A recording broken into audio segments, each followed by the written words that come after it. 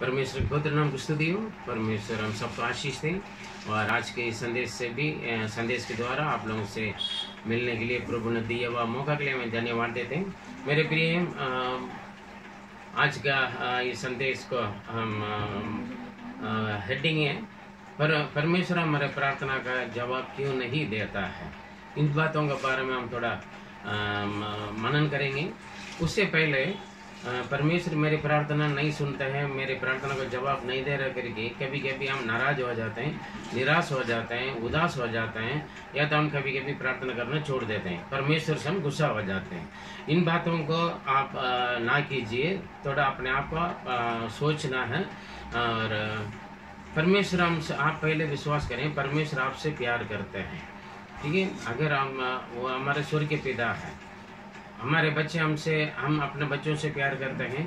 कभी कभी हमारे बच्चे हमारे बात नहीं मानेगा तो हम उनको क्या करते हैं, उनकी मांग तो हम पूरा नहीं करते हैं, थोड़ा हम शिक्षा देना चाहते हैं या कभी वो सुधरना चाहते हैं, उसके बाद हम उनके लिए हम करते हैं। वैसे परमेश्वर की सारे आशीष हमारे लिए हैं, लेकिन कभी कभी वो हमारे प्रार्थना को तुरंत जवाब देते हैं, कभी कभी वो हमारे प्रार्थना का जवाब नहीं देता है।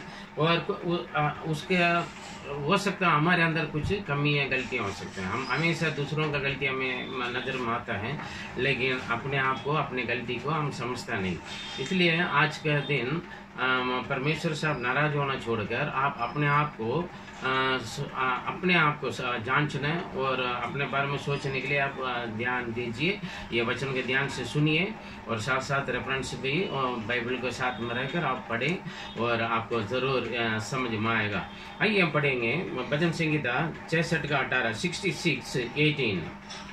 यदि मैं मन में अनर्थ की बातें सोचता तो प्रभु मेरी नहीं सुनता। यदि मेरे मन में अनर्थ बातों को सोचता, मतलब परमेश्वर हमसे यही चाहते हैं हमारे आदत, हमारे स्वभाव, हमारे चाल चलन के अलावा हमारे सोच विचार भी अच्छा रहें, ताकि परमेश्वर के समान हम सोचें, परमेश्वर के समान अच्छी बातें, अच्छी सोच, अच्छी विचार रखें।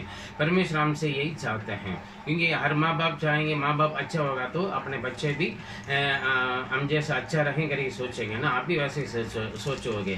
वैसे परमेश्वर हमसे यही चाहते हैं। इसलिए सबसे पहला हमें जांचना है क्या मेरे मन में अनर्थ बातें, जो परमेश्वर की नापसंद की सोच विचार या कुछ किसी और का नुकसान देने वाले सोच विचार है, किसी और को भलाई बदला लेने का सोच विचार है या बुराई करने का सोच विचार है, इन बातों को हम ध्यान दें। अगर ऐसी बात हमारे मन में होगा तो परमेश्वर हमारी प्रार्थना का जवाब नहीं देते, क्योंकि हम क्षमा करेंगे तो परमेश्वर भी हमें क्षमा करते हैं। आइए हम पढ़ें क्यों परमेश्वर हमें हमारे प्रार्थना का जवाब नहीं देते। आगे बढ़ेंगे, नीति वचन 1:24 पढ़ेंगे।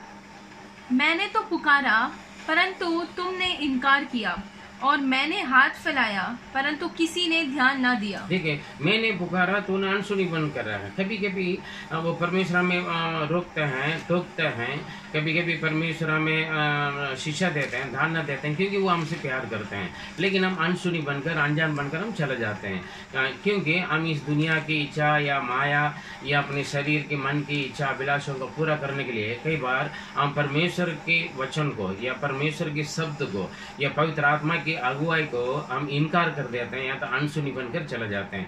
जब हम इनकार करते हैं तब परमेश्वर हमें भी इनकार करते हैं। कभी कभी हमारे बच्चे हमारी बात नहीं मानेंगे तो हम क्या करते हैं, दोबारा आकर बच्चे हमसे कुछ पूछेंगे तो हम भी थोड़ा अपना गुस्सा दिखाते हैं, क्योंकि बच्चों को समझ में आए, है ना, उस तरीके से।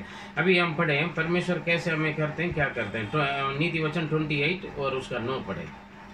जो अपना कान व्यवस्था सुनने से मोड़ लेता है उसकी प्रार्थना घृणित ठहरती है। देखिए, जब पहले बोला मैंने उनको बुलाया, लेकिन वो इनकार करके चले गए मेरा आवाज को।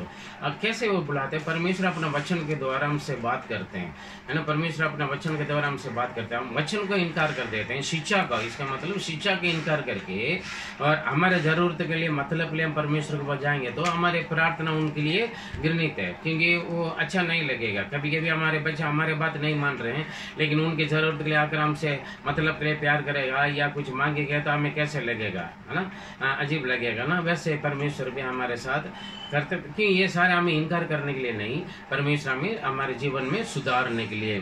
देखिए कई बार हमें हमारे साथ ऐसे होता है, ऐसा 59 उसका 1 और 2 में लिखा है, सुन, यहोवा का हाथ ऐसा छोटा नहीं हो गया कि उद्धार न कर सके, और ना ऐसा बहरा हो गया कि सुन न सके, परंतु तुम्हारे अधर्म के कामों ने तुमको तुम्हारे परमेश्वर से अलग कर दिया है, और तुम्हारे पापों के कारण उसका मुंह तुमसे ऐसा छिपा है कि वह नहीं सुनता। ठीक है, परमेश्वर हमारे बीच में है, ये दीवार जैसे बन जाते हैं। हम कई बार सोचते हैं मेरा प्रार्थना प्रभु क्यों नहीं सुनते हैं ना, परमेश्वर क्यों मुझसे बात नहीं करते हैं। यहाँ पर अच्छी तरह लिखे, परमेश्वर का हाथ छोटा नहीं है, जो परमेश्वर के ना खान वो बहरा नहीं है, वो सब कुछ ठीक है। परमेश्वर अपने जगह पर ठीक है, वो हमें आशीष देना नहीं चाहता है, वो हमें उद्धार करने के लिए अपना हाथ बढ़ाते हैं, हाथ फैलाते रहते हैं, लेकिन हमें नहीं दिख रहा था। कारण क्या है, हमारे अधर्म, हमारे पाप, हमारे अर्घत, हमारे अनर्थ की बातें क्या करता है, हमें परमेश्वर की चेहरा को हमसे छुपाते हैं। वो उसका जो बीच में दीवार है वो हमारे तरफ से बन गया, हम ही उसको हटाना है।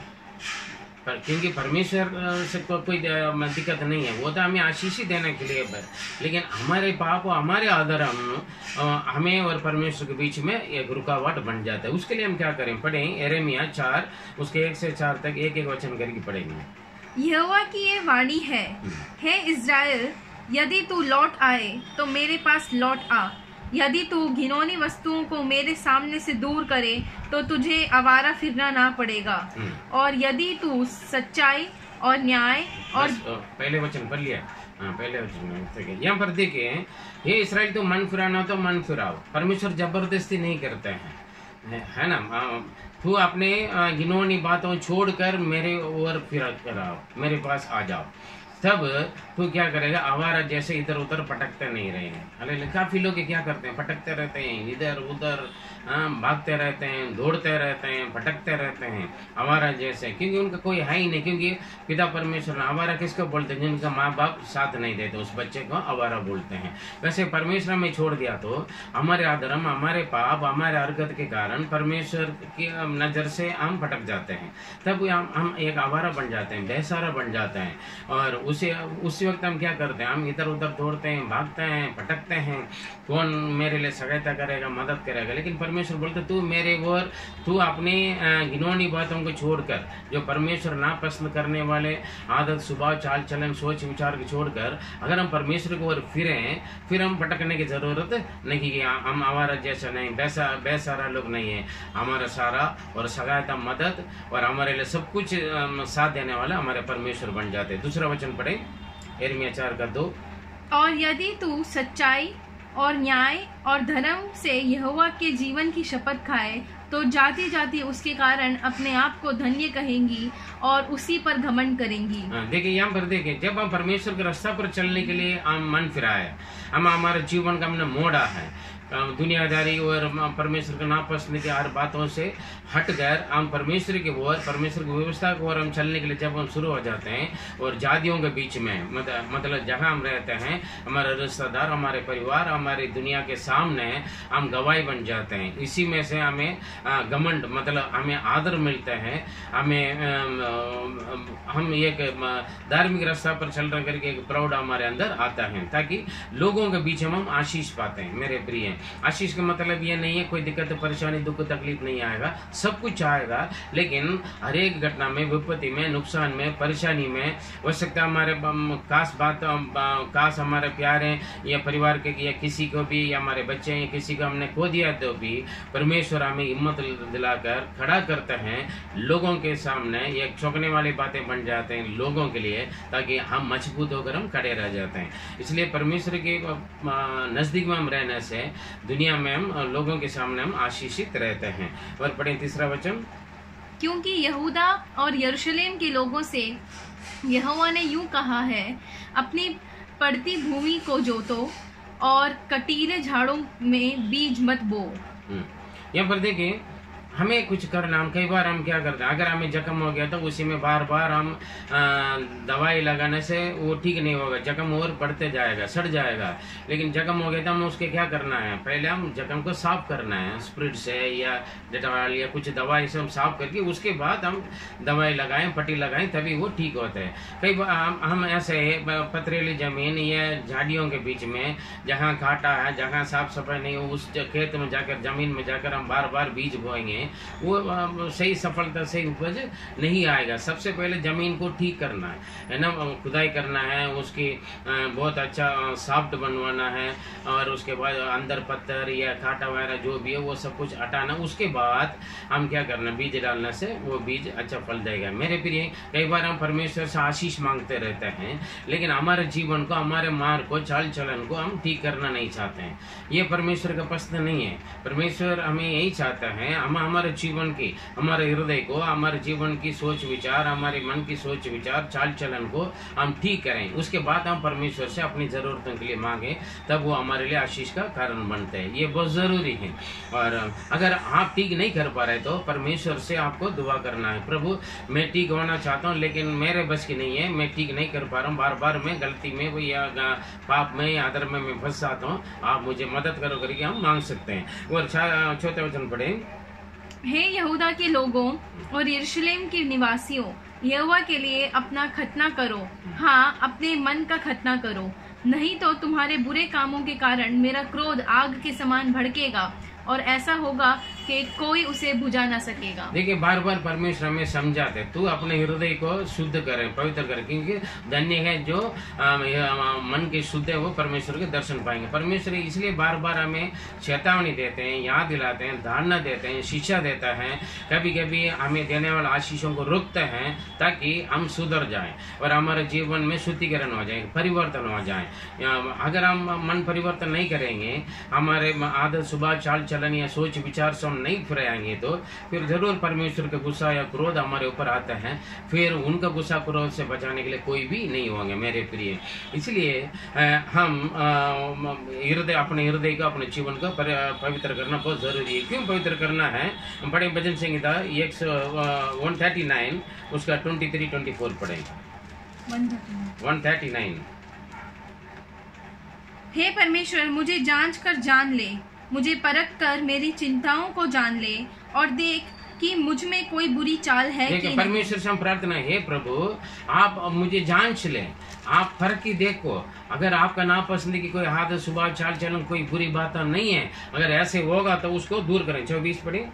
और देख कि मुझ में कोई बुरी चाल है कि नहीं, और अनंत के मार्ग में मेरी अगुवाई कर। प्रभु अनर्थ बात हटाकर अनंत के मार्ग पर मुझे अगुवाई करें।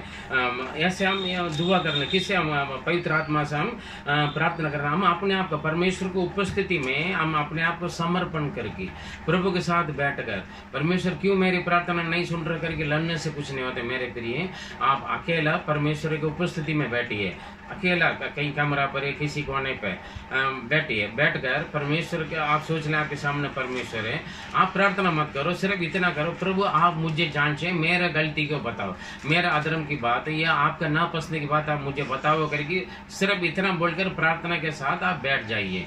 पवित्र आत्मा आपको जांचने के लिए मौका दे। पवित्र आत्मा आपके जीवन की हर कमी, जो आपकी प्रार्थना का जो आपके आशीषों को रुकावट करता है, वही बात जरूर पवित्र आत्मा आपके मन में बात करेगा, आपसे बात करेगा, उसको सुनकर आप सही कर लीजिए।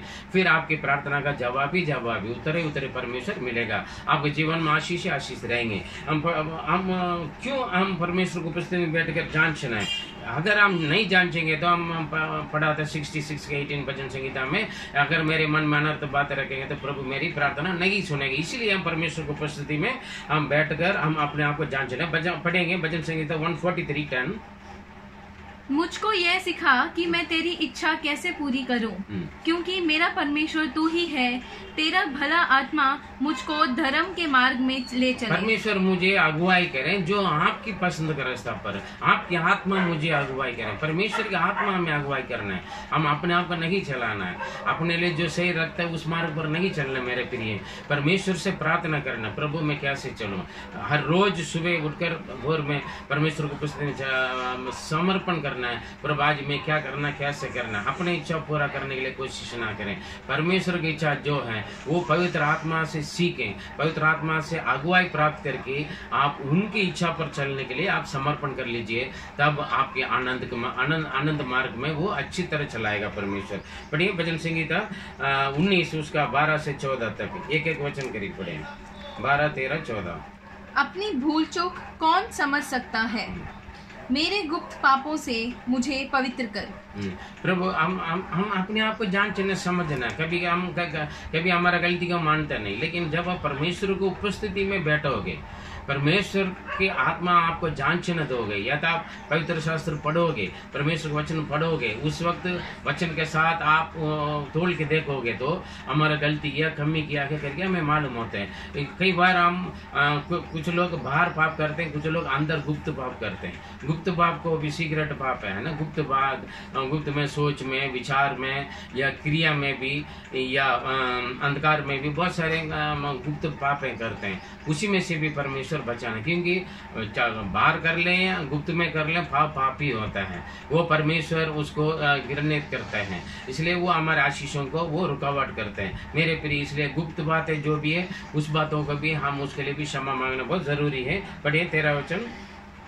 तू अपने दास को ढिठाई के पापों से भी बचाए रख, वह मुझ पर प्रभुता करने ना पाए। पाप हमें कभी प्रभुता नहीं करना है। कई बार क्योंकि अगर हम पाप हमें जीत लिया तो फिर हम पाप का गुलामी बन जाते हैं, जिसके द्वारा हम जीते गए हम उसकी गुलामी है करके वचन में लिखा है। इसलिए पाप या अधर्म या परमेश्वर के विरोध की बात, सोच, विचार या क्रिया, आदत, स्वभाव, चाल चलन कभी भी हमारे ऊपर प्रभुता करना नहीं दें, क्योंकि आप तुरंत परमेश्वर की शरण ले लीजिए। यीशु मसीह के लहू हमारे सारे पापों से धोकर हमें शुद्ध करता है, हमें पवित्र कर देता है, और पाप हमारे पास आने परमेश्वर नहीं देते। हालेलुया। इसलिए क्योंकि यीशु ने हमारे पापों के लिए बलिदान हुआ, इस बातों का विश्वास करके उनके लहू की बाड़ा से आप चिपक जाइए, ताकि परमेश्वर आपको बचा के रखेगा। और पढ़ें 14। वह मुझ पर प्रभुता ना करने पाए, तब मैं सिद्ध हो जाऊंगा और बड़े अपराधों से बचा रहूंगा। मेरे मुंह के वचन और मेरे हृदय का ध्यान तेरे सम्मुख ग्रहण योग्य हो। हम इस तरीके से हम प्रार्थना करें। हाँ। हे यहोवा परमेश्वर, मेरी चट्टान और मेरे उद्धार करने वाले, मेरी सोच, मेरे विचार, मेरे बोली, प्रभु मेरे नजर, सब कुछ आपका पसंद का, आपके प्रसन्न का कारण बने, क्योंकि हम हमारे उठना, बैठना, बोलना, देखना, हमारा सोच, विचार सब कुछ वो जानते हैं मेरे प्रिय। और हम हमारे मन में सोच उत्पन्न होने से पहले वो जानते हैं, इसलिए हमारे सोच, विचार, बोली सब कुछ परमेश्वर का पसंद का होना चाहिए, तब जाकर परमेश्वर का आशीष हम प्राप्त कर सकते हैं। तो हम पढ़े भजन संहिता 66, 19 और 20 हम पढ़ेंगे। इस तरीके से हम प्रार्थना करेंगे तो हम इस तरीका का गवाही हम बन सकते हैं। पढ़िए। परंतु परमेश्वर ने तो सुना है, उसने मेरी प्रार्थना की ओर ध्यान दिया है। धन्य है परमेश्वर, जिसने ना तो मेरी प्रार्थना अनसुनी की और ना मुझसे अपनी करुणा दूर की है। देखिए यहाँ पर अब एक बड़ी खुशी और आनंद का गवाही बन जाओगे। परमेश्वर ने मेरे प्रार्थना को सुना है, परमेश्वर ने मेरे प्रार्थना को इनकार नहीं किया है। धन्य है परमेश्वर मेरे प्रार्थना सुना है, उनके अनुग्रह, उनकी करुणा हमेशा हमारे साथ रहता करके आप एक आशा के साथ, उम्मीद के साथ, भरोसा के साथ आप गवाही के जीवन बिता सकते हैं। देखिए अब पाप और अधर्म और अनर्थ बातें हमें रुकावट करते परमेश्वर से, इसलिए हम परेशानी हो जाते हैं। प्रभु मेरे लिए कोई नहीं है, कोई मेरा नहीं सुनते, परमेश्वर भी नहीं सुनते, परमेश्वर मुझे छोड़ दिया, त्याग दिया। देखिए ये सारे दोष लगाने से पहले अपने आप को परमेश्वर की उपस्थिति में खड़ा करके जांच लीजिए। ये संदेश का खास मेन पॉइंट यही है, आप अपने आप परमेश्वर की उपस्थिति में बैठकर, खड़े होकर, या जो आप अपने आप को जांचें, क्या कारण है, क्या वजह है, क्यों परमेश्वर मेरी नहीं सुन रहे हैं। इन बातों को आप जान लोगे, समझ लोगे और समर्पण कर लोगे प्रभु की उपस्थिति में, मेरे प्रिय परमेश्वर जरूर आपको आशीष देगा, आपको इनकार नहीं करेगा। वो हमेशा आपके ओर हाथ बढ़ा के रखते हैं, हमेशा आपको प्रार्थना सुनने के लिए कान खुला रखते हैं, लेकिन हम अनसुनी बनकर जाने से वो कुछ नहीं कर सकते, वो जबरदस्ती नहीं करेगा। आप वापस लौट कर आइए, परमेश्वर की उपस्थिति में अपने आप को समर्पण कर लीजिए। परमेश्वर आपको चलाने के लिए उनका हाथ में सौंप दें। परमेश्वर एक अच्छा उत्तम और अनंत मार्ग पर आपको लेके चलेगा और हमेशा प्रभु मेरी प्रार्थना सुनता है, परमेश्वर मुझसे बात करते हैं करके आप गवाही बोलने के लिए आपको खड़ा करेगा। आइए हम प्रार्थना करें। पवित्र पिता हम धन्यवाद देते हैं आज के संदेश के द्वारा प्रभु आपने हमसे बात किया है। कई बार हमारे गुप्त पाप है और प्रकट में जो कुछ करते हैं, हमारे आदत स्वभाव चाल चलन सोच विचार, ये सब हमारे प्रार्थना को आपके ओर से जवाब लाने में रुकावट करते प्रभु। हमारे सारे पाप और अधर्म को दूर कर दें प्रभु। हम उसको जानकर समझकर हम आपसे माफी मांगे पिता। आपके पवित्र लोग हमारे सारे पापों से धोकर हमें शुद्ध करते हैं प्रभु। हम अपने आप को जांच कर आपके साथ हम मेल मिलाप हो जाएं, उसके बाद आपकी महिमा का गवाही के जीवन बिताने के लिए प्रभु आप हमें लायक बनाते हैं। इसलिए हम आपको धन्यवाद देते हैं। जितने भी लोग आज इस वचन को सुना परमेश्वर, वे लोग आपकी ओर मन फिराने के लिए प्रभु, आपकी ओर आने के लिए प्रभु, इधर उधर भटकना नहीं प्रभु, आपकी ओर फिराने के लिए प्रभु, अपने आप को दीन नम्र बनकर आपकी शरण लेने के लिए आप मदद करें। जैसे उड़ाव पुत्र प्रभु अपने मन मर्जी सब कुछ करके अपने पिता के पास वापस आए, वैसे आज हर एक भाई बहन जो इस वचन को सुनते हैं पिता आपकी ओर फिराने के लिए आप मदद करें। जो आपकी शरण में आए उन पर उनकी क्षमा करके परमेश्वर उनकी प्रार्थना सुनकर गवाही बनाकर खड़ा करें और हर एक जीवन के द्वारा आपके नाम महिमा आ जाए। प्रार्थना सुना धन्यवाद देते हैं दुआ प्यारे प्रभु यीशु मसीह के मधुर नाम से जीवित परमेश्वर, आमेन आमेन। मेरे प्रिय परमेश्वर आपका आशीष दें और आज ही आप निर्णय ले लीजिए, परमेश्वर की शरण में आप आइए, बैठिए, अपने आप को जांचें कौन सी बातें मुझे परमेश्वर से दूर करते हैं या अलग करते हैं, परमेश्वर का आशीष से मुझे रुकावट करता है। उन बातों को जाने समझें और प्रार्थना कर लीजिए, समर्पण कर लीजिए, प्रभु के हाथ में सौंप दीजिए। परमेश्वर आपको इनकार नहीं करेगा क्योंकि वो आपका पिताजी है, वो आपके इंतजार में रहता है। मेरा बेटा है, मेरे बेटी मेरे पास वापस आए करके। जब आप वापस जाओगे जरूर वो खुश होकर आपको आशीष देगा, जरूर आप गवाही के जीवन बिताने के लिए लायक बन जाओगे। परमेश्वर आपका आशीष दें। गॉड ब्लेस यू, आमीन।